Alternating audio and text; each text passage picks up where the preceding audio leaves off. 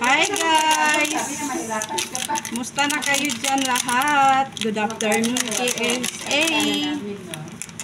Magandang gabi sa Pilipinas. Musta na kayo dyan mga ka-followers?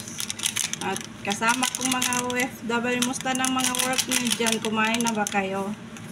Kami ngayon, magkukopi ako guys. Ito masarap siya. Uminom na kayo para umapayat na. Harap siya guys. Walang asukal.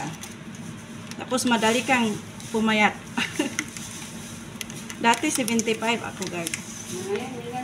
Ngayon 72 na ako. Kaya inom na kayo ng ganito guys. Kasi dati hindi pa ako uminom nito. 75 ang kilo ko. Pero ngayon uminom ako 72 na siya guys. Hindi ka gutumin. Hindi ka magra-rice. Pwede kang kumain.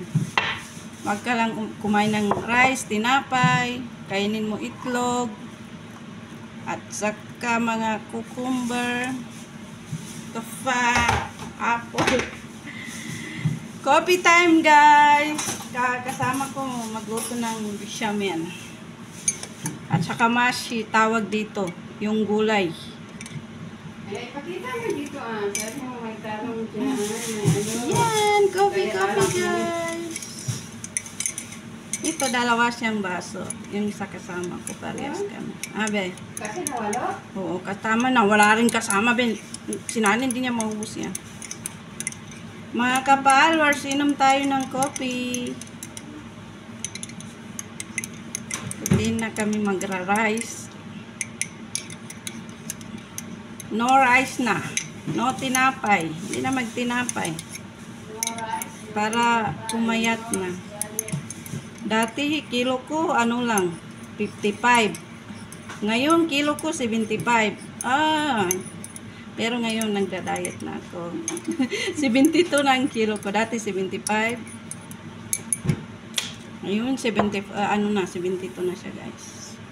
Gusto ko bumalik dati ang katawan ko sa dati na 55. Noong 2011, 55 ang kilo ko. Ngayon, ang taba ko, guys. Hindi ko alam kasi tumaba ko dito sa amo namin. Ang daming trabaho, lalo pang tumaba. Kaya, diet na yung kasama ko. Sumasali na minsan hindi kumain.